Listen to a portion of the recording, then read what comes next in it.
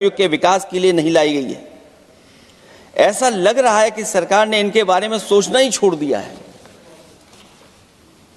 और अगर जीडीपी हमारी 7% है और नॉमिनल जीडीपी की ग्रोथ केवल 8% है, जो कि लगभग 12% होनी चाहिए थी, इसके कारण लोगों के हाथ में कम पैसा है और कारण यह भी लगता है कि हमारा प्राइवेट इन्वेस्टमेंट नहीं आ पा रहा है। जो लोग ये कहते हैं कि हम प्रति व्यक्ति आय बढ़ा रहे हैं, जो आंकड़े हमारे पास हैं, जो जानकारी हमारे पास है, वो आंकड़ा यही कहता है कि $3000 के लगभग प्रति व्यक्ति आय हमारी है। और अगर हम दुनिया से जब इतना ही जुड़ गए हैं तो 2025 की जो रैंकिंग है, हमारा स्थान 144वां है, 144th है। तो जहां हम इतना 10, 11, 12 साल से हम इतने बजट ला रहे हैं, क्या हमारे पर कैपिटा इनकम लोगों की नहीं बढ़ पाई? और सदन में, इसी सदन में कई बार ये पूछा गया कि जो लोग राशन प्राप्त कर रहे हैं, गरीबी रेखा से नीचे हैं, कम से कम उनकी पर कैपिटा इनकम क्या, ये तो बताना ही चाहिए सरकार को। और पिछड़ेपन को दूर करने के लिए कोई विजन नहीं दिखता इस बजट में। जैसे जब बजट आता है तो बजट में ढूंढते हैं हम लोग कि हमारे स्टेट के लिए क्या और खास नया आया होगा। उत्तर प्रदेश जैसा प्रदेश जहां पर डबल इंजन की सरकार को बहुत कुछ कहा जाता है कि डबल इंजन की सरकार है, हम विकास भी डबल करेंगे, लेकिन मैं देखता हूं उत्तर प्रदेश के लिए कोई खास योजना ऐसी नहीं आई है जिससे उत्तर प्रदेश के 25 करोड़ लोगों को कुछ मुख्य धारा से जोड़ा जाए। वैसे तो बड़ी बड़ी योजनाएं बताई जा रही हैं कि हमारे कई फ्रेट कॉरिडोर्स बन रहे हैं, वाटरवेज बन रहे हैं, एक्सप्रेसवेज बन रहे हैं, लेकिन उत्तर प्रदेश जहां से प्रधानमंत्री जी आते हैं, भविष्य में जो बनेंगे एक्सप्रेसवे, लेकिन भारत सरकार के बजट से कोई भी अभी एक्सप्रेसवे वहां पर नहीं बना। अगर कोई बना हो, नया बन रहा हो, बड़ा बन रहा हो तो बताएं। और जो बने भी हैं वो उस मानक, उस क्वालिटी के नहीं हैं जिस क्वालिटी के आज विकसित भारत के एक्सप्रेसवे होने चाहिए। जो लोग भ्रष्टाचार पे बड़े बड़े सवाल उठाते हैं, वो कम से कम अपनी सड़कों को देखें, अपने एक्सप्रेसवेज को देखें कि उन्होंने क्या बना करके खड़ा इतने हजारों करोड़ रुपए खर्च करने के बाद। इनके सबसे पहले प्रधानमंत्री अटल बिहारी वाजपेयी जी, उनके नाम से कोई एक्सप्रेसवे बन रहा था। सभापति महोदय, हम लोगों ने अखबारों में पढ़ा, कई लोग स्टेटमेंट भी देते हैं कि हम एक्सप्रेसवे बना रहे हैं। उनके नाम से बनने के साथ साथ उनका नाम भी बदल दिया। पहले वो चंबल एक्सप्रेसवे बन रहा था, फिर अटल जी के नाम से एक्सप्रेसवे बन रहा था। लगता है वो जमीन पर नहीं उतरा है, वो केवल कागजों पे बन रहा था। तो ये तो एक्सप्रेसवे की बात हुई। सबसे बड़ा सवाल यह है कि किसान को लेकर के इन्होंने कहा कि किसान की हम आय दोगुनी कर देंगे। आज हमारा किसान इस उदारीकरण में कहां खड़ा है? जिस किसान को लेकर के पूरे देश के सभी राजनीतिक दल चिंतित रहते हैं, इस डील के बाद हमारे किसानों का हाल क्या होगा? और जब सब कुछ विदेश से ही आएगा तो हमारा किसान भारत में क्या उगाएगा, जमीन पर क्या होगा और क्या बेच पाएगा? सभापति महोदय, सरकार ने बड़ा बड़ा बजट पेश किया, कहा कि हम एग्रीकल्चर इंफ्रास्ट्रक्चर तैयार करेंगे, एग्रीकल्चर इंफ्रास्ट्रक्चर से हम मंडियां तैयार करेंगे, बाजार तैयार करेंगे, एमएसपी लागू करेंगे। हमारे किसान जब काले कानून के खिलाफ लड़ रहे थे, बड़ी संख्या में जान चली गई, उसके बाद सरकार कहीं पीछे हटी और उन्होंने काले कानून वापस लिए। लेकिन आज भी किसानों को जो कानूनी गारंटी मिलनी चाहिए, वो अभी तक एमएसपी की कानूनी गारंटी सरकार नहीं दे पाई है। और जो तेज क्रॉप और हॉर्टिकल्चर क्रॉप और दूध को लेकर के सरकार दावा करती कि हम सब्जियां इतना, हॉर्टिकल्चर क्रॉप्स हमारी इतनी ग्रो कर गई हैं, हम दुनिया में इतना पैदा कर रहे हैं। दूध के जब आंकड़े बताते हैं कि दुनिया में हम दूध का उत्पादन इतना कर रहे हैं, और अगर आपका बजट ही विकसित भारत का बजट है, तो हमारे हॉर्टिकल्चर क्रॉप्स और जो हमारा किसान दूध का उत्पादन कर रहा है, दूध का उत्पादन हो रहा है, उसके लिए एमएसपी की गारंटी कब देंगे आप लोग? और गारंटी हम लोग इसलिए मांग रहे हैं क्योंकि उसको घर कैसे बनाएगा, घर कैसे चलाएगा, अगर उसको लाभ नहीं मिलेगा, बच्चों को कैसे पढ़ाएगा, अपनी बेटियों को हंसी खुशी विदा कैसे कर पाएगा? और इधर तो जहां फसल की कीमत नहीं मिल पा रही है, सभापति महोदय, सोने के भाव कहां पहुंच गए हैं? पहले गरीब सोचता था जब हम अपनी बेटी की विदा करेंगे तो कुछ सोने का एक सामान खरीद करके दे देंगे उसको। जैसे जैसे बीजेपी की सरकार चली और आगे बढ़ती गई, 12 साल ऐसे हैं आ गए कि अब तो चांदी तो दूर, अगर यही सरकार चलती रही तो लोहे पर पीतल चढ़ाकर भी गरीब अपनी बेटी की विदाई नहीं करा पाएगा। कैसे अपने भविष्य के लिए 2 पैसे जमा कर पाएगा? मतलब आज क्या खाएगा, कल के लिए क्या बचा पाएगा? ये किसानों के बड़े सवाल हैं। भाजपाई किसानों को लाभ नहीं पहुंचाना चाहते हैं, ये किसी और को लाभ पहुंचाना चाहते हैं। कुछ अदृश्य लोग हैं जिनको लाभ पहुंचाना चाहते हैं, क्योंकि इनका बजट, जो बजट बनाते हैं, वो आम जनता का ना उसमें जिक्र है ना फिक्र रहती है।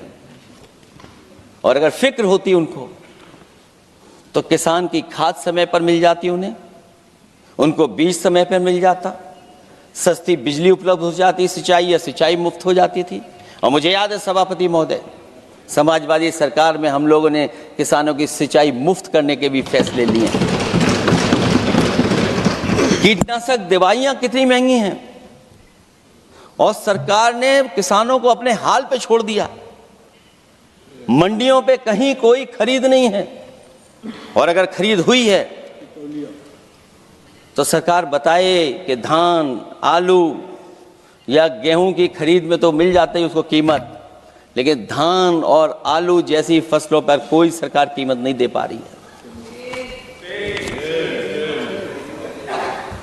महंगाई बेतहाशा बढ़ने पर भी इस बजट में जनता को टैक्स में न छूट देना टैक्स शोषण है। अमीरों के काम, कारोबार और घूमने फिरने पर 10 तरह की छूटें दी गई हैं, लेकिन बेकारी, बेरोजगारी से जूझ रहे लोगों की उम्मीदों की थाली खाली है। मध्यम वर्ग अपने आप को ठगा महसूस कर रहा है। शोषित, वंचित, गरीब व्यक्ति जहां था वैसे भी नीचे जाता दिख रहा है। इस बजट ने उसके चादर में पैबंद लगाने की जगह उसे और चिथड़ा कर दिया है, क्योंकि सामाजिक सुरक्षा केवल शब्दों की औपचारिकता रह गई है।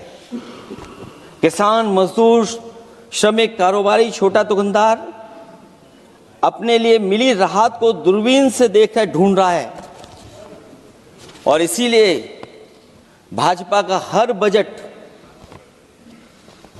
1/20 का बजट मानते हैं, क्योंकि वो 5% लोगों के लिए ही होता है।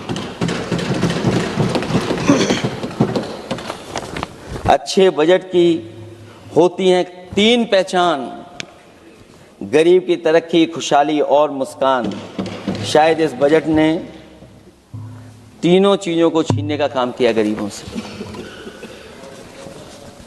दूसरा विषय है स्वास्थ्य को लेकर के बहुत हमारा गरीब समय समय पर परेशान रहता है। स्वास्थ्य को लेकर के जो ठोस कदम सरकार को उठाने चाहिए वो सभापति महोदय सरकार नहीं उठाती दिख रही है, और जितना भी स्वास्थ्य सेवाएं हैं वो ठप होती चली जा रही हैं। मैं उत्तर प्रदेश की बता सकता हूं, मुझे याद है सभापति महोदय, पहला जो भारत सरकार और प्रदेश सरकार को मिलकर के पहला हॉस्पिटल, मेडिकल कॉलेज शाहजहांपुर का बना था।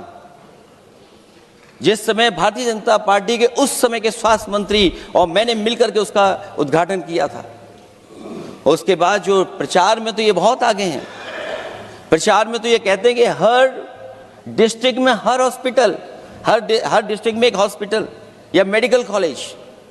लेकिन सच्चाई तो ये है कि इन हॉस्पिटलों में इलाज नहीं है, दवाई नहीं है, ऑपरेशन के लिए कहाँ जाना पड़ता है, भटकना पड़ता है। और जिस तरीके से अभी जिन लोगों ने इंश्योरेंस या LIC में किस्त दी होगी, वो जानते होंगे कि महंगाई कम नहीं हुई है, महंगाई बढ़ी है, किस्तें बढ़ गई हैं।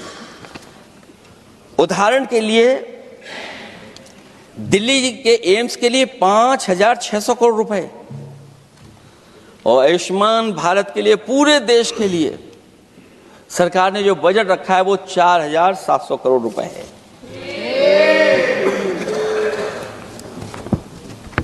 सुनते हैं पहले उपवन में हर ऋतु में बहार गाती थी, कलियों का तो कहना ही क्या, मिट्टी में खुशबू आती थी। ये भी ज्ञात हमें उपवन में कुछ ऐसे भौरे आए थे, सारा चमन कर दिया मरघट, अपने साथ जहर लाए थे। लेकिन अगर चमन वाले ही भौरों के रंग ढंग अपनाएं, माली तुम ही फैसला कर दो, हम किसको दोषी ठहराएं। सभापति महोदय, मैं उत्तर प्रदेश से आता हूं, जहां पर प्रधान संसदीय क्षेत्र है। राजमाता पूजनीय अहिल्याबाई होलकर जी, उनकी मूर्ति थी, उसको बुलडोजर से तोड़वा दिया। सभापति महोदय, कोई कल्पना कर सकता है एक मणिकर्णिका घाट जो हमारी पौराणिक पहचान रही, सदियों से हमारी विरासत की पहचान रही, सनातनी काशी की विरासत रही, वहां पे इनकी सरकार ने प्रधान संसदीय क्षेत्र में बुलडोजर चला करके हमारी पूजनीय अहिल्याबाई होलकर की मूर्ति को इन्होंने तोड़ने का काम किया। और सभापति महोदय, केवल एक मूर्ति नहीं, वहां पर अगर हम गिनती करेंगे, 1 नहीं, 2 नहीं, 3 नहीं, 4 नहीं, 5 नहीं, 6 नहीं, 7 नहीं, लगभग 100 मंदिरों को तोड़ने का काम इसी सरकार में हुआ है। केवल मंदिर ही नहीं तोड़े गए सभापति महोदय, एक antique bell donated by Nepal नरेश, जो घंटा बजता था, सभापति महोदय, जो घंटा बजता था, नेपाल नरेश जिन्होंने गिफ्ट किया था, वो घंटा भी लापता है।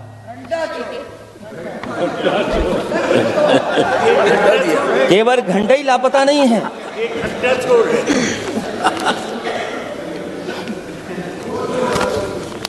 सभापति महोदय,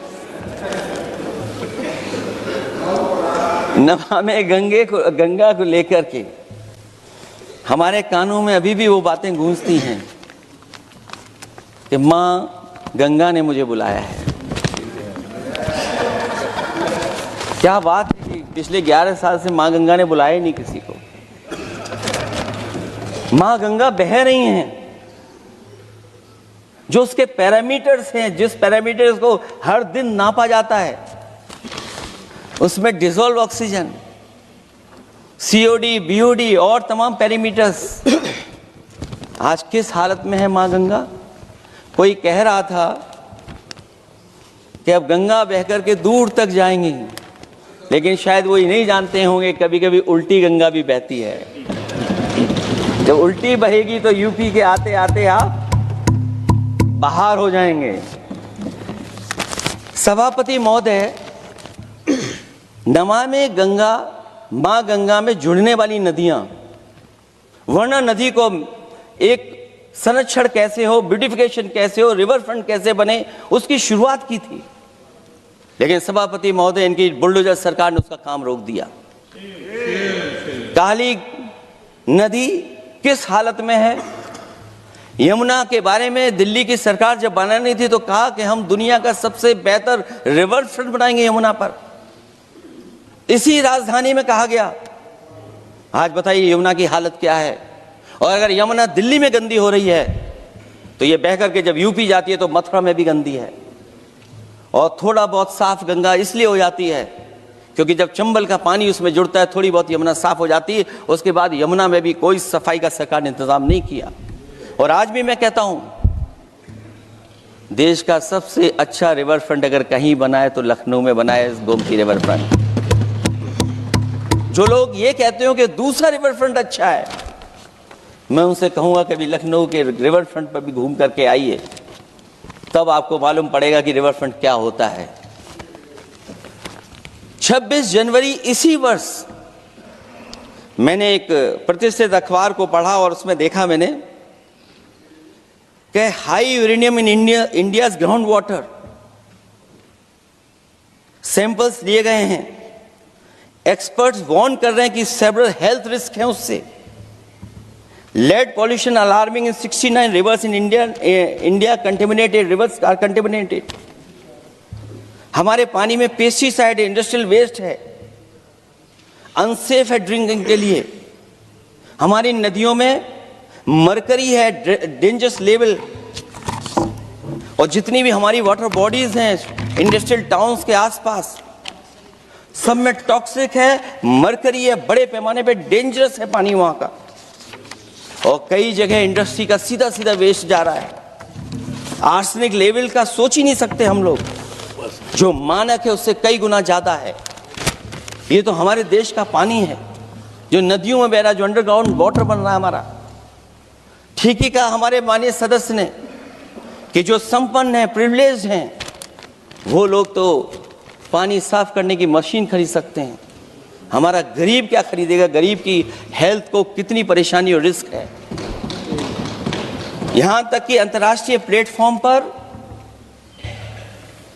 हमारे देश को भी सुनना पड़ा एक प्रतिष्ठित चैनल पर कि आपके देश में इन्वेस्टमेंट क्यों आएगा, क्योंकि वहां आ ही नहीं सकता है क्योंकि आपकी हवा खराब है।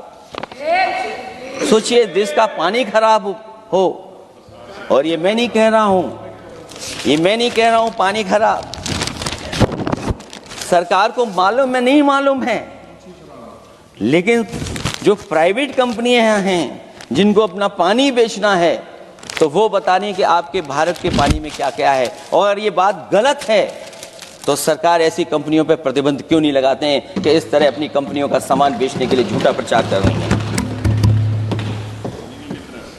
जो चर्चा होने लगती है हवा खराब है, हालांकि उत्तर प्रदेश आते आते सरकार की भी हवा खराब हो जाती है। सरकार सबको डराती है, लेकिन सरकार को कोई नमस्कार न करे उसको नहीं डरा सकते।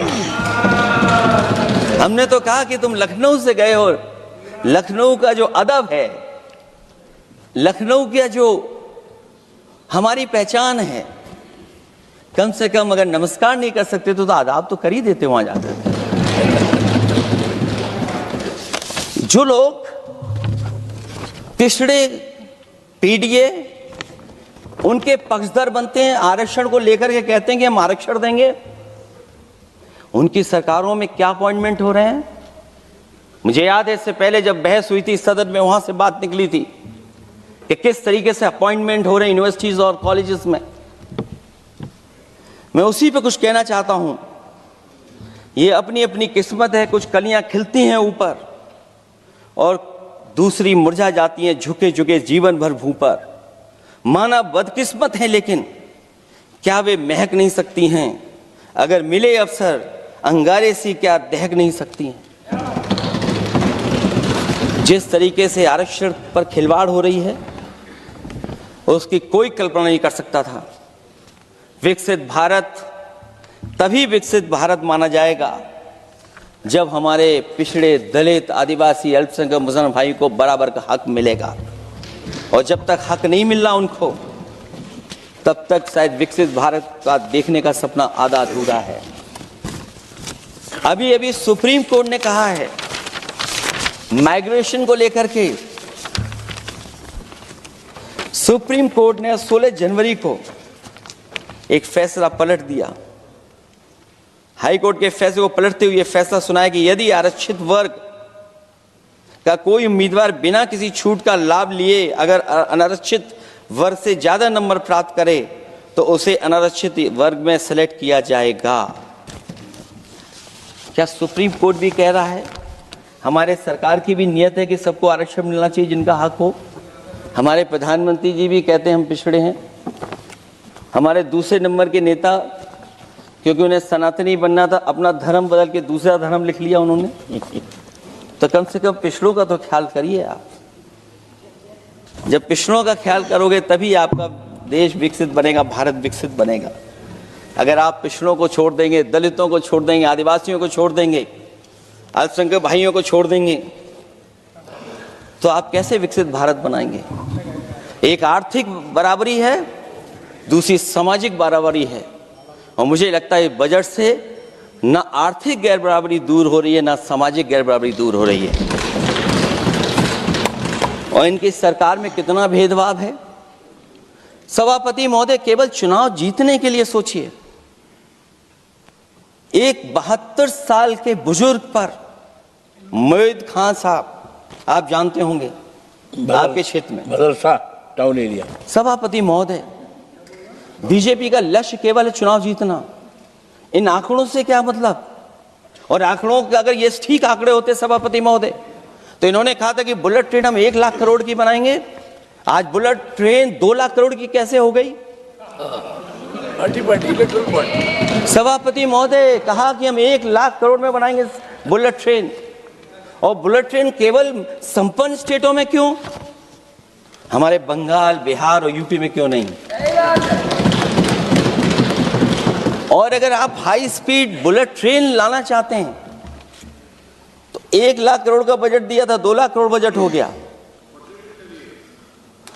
यूपी में जब बनेगा तो पता नहीं कब बनेगा, कौन जानता है कब बनेगा। चुनाव जीतने के लिए इनकी सरकार के लोगों ने झूठा फंसाया। ये सब जुमला है, जुमला। झूठा फंसाया, और इसलिए फंसाया कि वो मुस्लिम है, इसलिए फंसाया। 72 वर्ष के बुजुर्ग को 19 महीने जेल में रखा गया। समाजवादी पार्टी को बदनाम किया गया, और केवल इसलिए कि चुनाव जीत जाए आप, अयोध्या का चुनाव जीत जाए, क्योंकि अयोध्या का चुनाव आ रहे थे आप लोग। मैं अयोध्या की महान जनता का धन्यवाद देता हूं कि उन्होंने कम्युनल पॉलिटिक्स का समापन किया है। वो विकास के रास्ते पे जाना चाहते हो। मैंने पहले भी कहा, फिर कहता हूं, आपका विकास अयोध्या का तो मैं जानता हूं कैसा है, क्योंकि लोगों ने काशी को क्यूटिव बनते नहीं देख पाए। अगर हम सब सदस्य हैं और हमारे प्रधान सांसद के संसदीय क्षेत्र को अगर हम क्यूटिव न बना पाए, आप विरासत मिटा रहे हैं। वहां पर कई सौ पुरानी दाल मंडी, जिसमें केवल वोट नहीं मिलता, इसलिए दाल मंडी को आप डिमोलिश कर देंगे आप। अल्पसंख्यक बनारस। और इसको अयोध्या को जीतने के लिए 72 वर्ष के एक व्यक्ति को झूठा केस लगाया, झूठा फंसाया, जेल भेज दिया। और न केवल उसको जेल भेजा, बल्कि उसकी दुकानें और उसकी बेकरी पर भी बुलडोजर चला दिया आपने। क्या डेमोक्रेसी में हमारे बुलडोजर का कोई स्थान है क्या? हाई कोर्ट कहता है कि आप फैसला सुना सकते हैं क्या? कोर्ट कहता है कि आप कौन हो गए फैसला सुनाने वाले लोग? और फिर आप लोग कहते हैं कि हर घर जल और नल। सभापति महोदय, इन्हीं के विधायक ने मंत्री जी को घेर लिया। इन्हीं के विधायक ने मंत्री जी का अपहरण कर लिया, और ये कहते हैं कि हम तो, हमारे कोई अराजकता नहीं है। ये कहते हैं इन्वेस्टमेंट लाएंगे, हम एमओयू साइन करेंगे। सभापति महोदय, देश के प्रधानमंत्री, देश के सबसे बड़े उद्योगपति उत्तर प्रदेश पहुंचे थे, एमओयू साइन किए गए, लाखों करोड़ के एमओयू साइन हुए। और एमओयू साइन होने के बाद जमीन पर कितना उतरा ये बताए सरकार। एमओयू के बाद सरकार बताए कितना जमीन पर उतरा है। इन्होंने जब कश्मीर का 370 हटा रहे थे सभापति महोदय, हाँ ना, बजट ही है ये, एमओयू में, क्योंकि इंसेंटिव अगर नहीं देंगे तो कौन आपका इन्वेस्टमेंट लाएगा?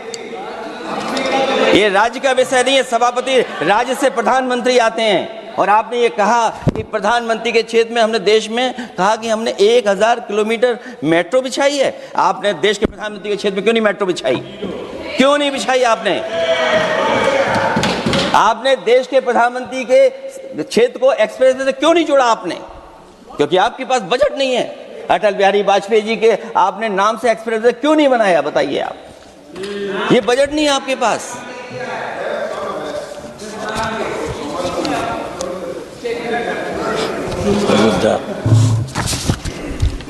अयोध्या एयरपोर्ट घोटाला।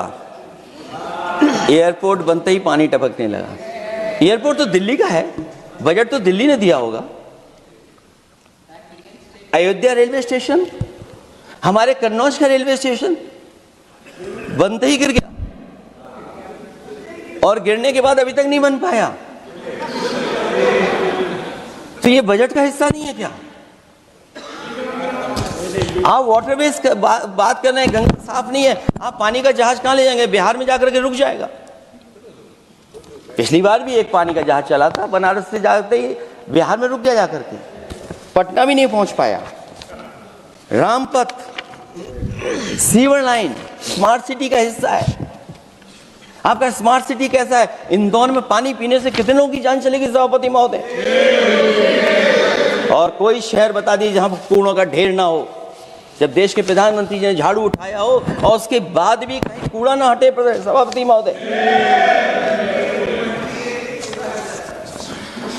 भजन संध्या स्थल घोटाला हुआ, अंतर्राष्ट्रीय मीडिया सेंटर बनाया, उसमें भी पानी गिर रहा है। लाइट सजावट की चाइनीज आई हैं। हमारे देश का कारोबार कैसे उलझा दिया आपने? चीन और अमेरिका और थोड़ा बहुत रशिया, विदेश नीति तो असफल हुई है, लेकिन हमारा बाजार को भी पूरा बेच दिया। और चीन के सवाल पर सभापति महोदय, चीन हमारी जमीन पर भी निगाहें रखे हुए है और हमारे बाजार पे भी। इसलिए जो सरकार फैसला ले बड़ी सावधानी से ले। मैं कितनी बातें बताऊं वहां पर। सेना जमीन ले लिया, जमीनें जाने कहां चली गई हैं। इसलिए सभापति महोदय, ये बजट दिशाहीन है। ये 2047 में हमारा विकसित भारत तो नहीं बनेगा। और जिस तरीके से बेरोजगारी बढ़ी है, बेरोजगारी को लेकर के जो चिंता रही, हमेशा रहती थी, और जो सरकार ने बड़े बड़े फैसले भी लिए थे, जानकारी दी थी कि हम बेरोजगारी ऐसे दूर कर लेंगे।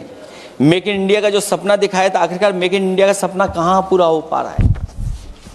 मेक इन इंडिया का जो शेर था वो जंग खा रहा है सभापति महोदय। जो योजना लेकर के आए थे, एम्प्लॉयमेंट लिंक्ड इंसेंटिव्स, सरकार बताए कि हमें कितना उसमें लाभ पहुंचा है। 2024-2025 के बजट में इन योजनाओं के लिए 33,000 करोड़ रुपए आवंटित किए गए थे, लेकिन खर्च कितना हुआ? 1700 करोड़ रुपया केवल। एक आपने पिछली बार सपना दिखाया था कि इंटर्नशिप की योजना, इंटर्नशिप वाली योजना जो घोषित की, जिसके लिए 10,000 करोड़ रुपए आवंटित किए थे आपने, लेकिन उसमें खर्च कितना हुआ है? 500 करोड़ रुपया। और जो लक्ष्य रखा था आपने रखा था 5 साल में 1 करोड़ लोगों को, लेकिन इसमें आए कितने? 1,65,000 लोगों ने फॉर्म भरा, ऑफर दिया उन्होंने, लेकिन फाइनली जिसमें ऑफर, जिसका सिलेक्ट हुआ, वो केवल 16,000 लोगों को काम पहुंचा है। सोचिए, हमारा देश इतना बड़ा, जहां करोड़ों को आप इस योजना से जोड़ना चाहते थे, केवल 16,000 लोग जाएंगे उसमें। ये आपको बेरोजगारी खत्म करने की योजना है आपकी?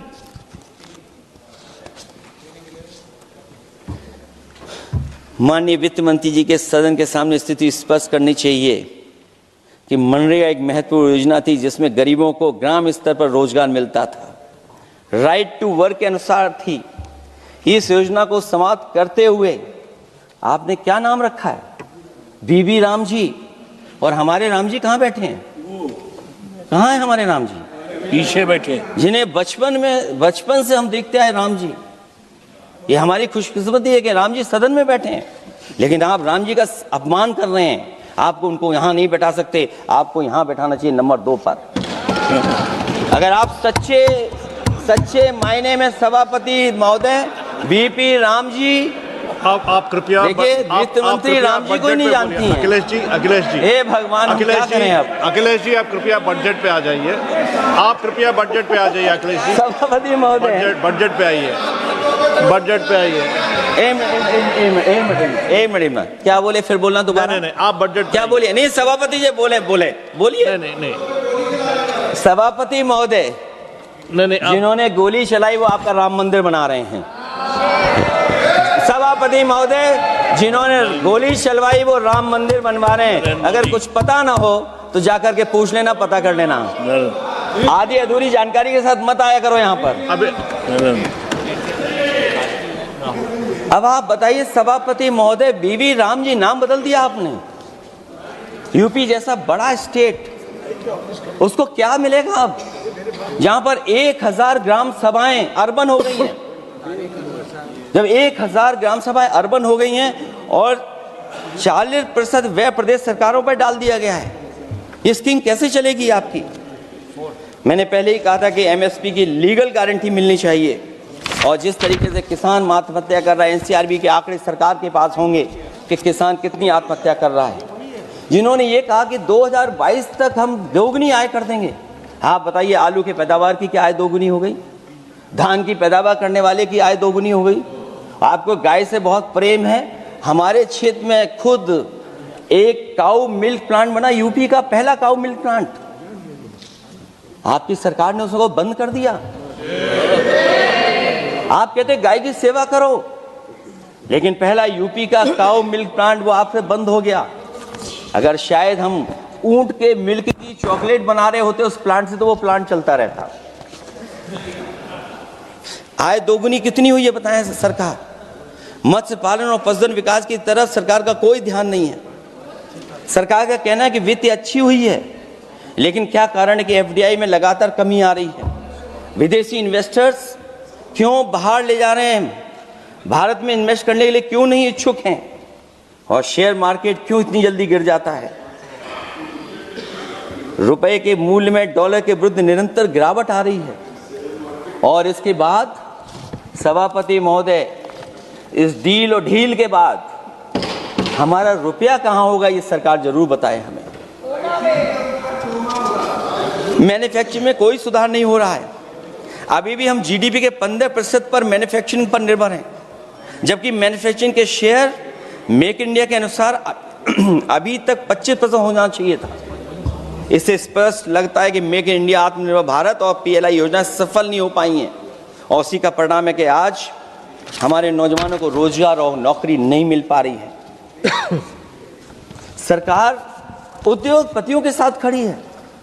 सरकार द्वारा लेबर कोड्स लाए गए हैं, जिन लेबर रिफॉर्म्स के रूप में दर्शाया जा रहा है वो लेबर कोड एम्प्लॉयर के हित में है, लेबर के पक्ष में नहीं है और मजदूरों के नहीं है। अब अधिकांश उद्योगों द्वारा लेबर को कोई भी नौकरी से निकाला जा सकता है।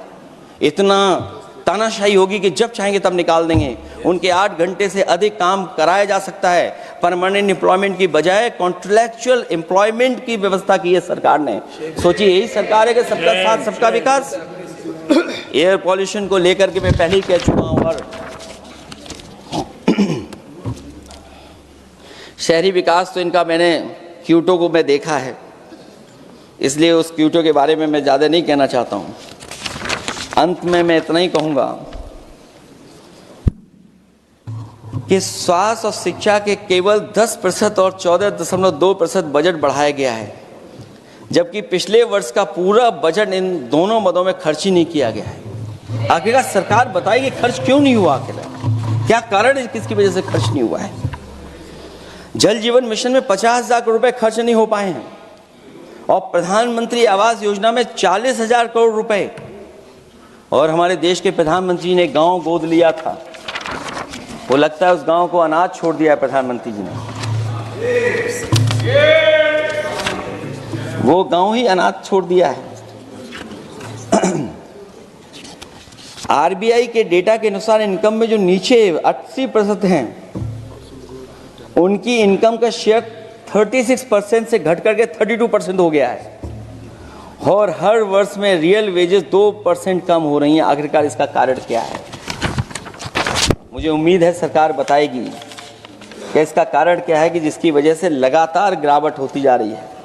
मैं रैंकिंग में नहीं जाना चाहता हूं कि हमारी रैंकिंग कहां है, गैर बराबरी की रैंकिंग में हम कहां पहुंच गए हैं, हम कितना नीचे पहुंच गए हैं। जो तरह तरह की रैंकिंग समय समय पर आती हैं, उन रैंकिंग के बारे में सरकार को ज़रूर पता होगा कि हम एजुकेशन इंडेक्स में कहां हैं दुनिया में, हम हेल्थ इंडेक्स में कहां हैं दुनिया में, और जो एयर क्वालिटी के इंडेक्स है उसमें हम दुनिया में कहां हैं।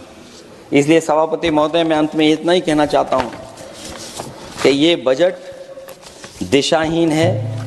2047 तक विकसित भारत तो नहीं बनेगा, लेकिन हमारे गरीबों के साथ बहुत अन्याय होगा।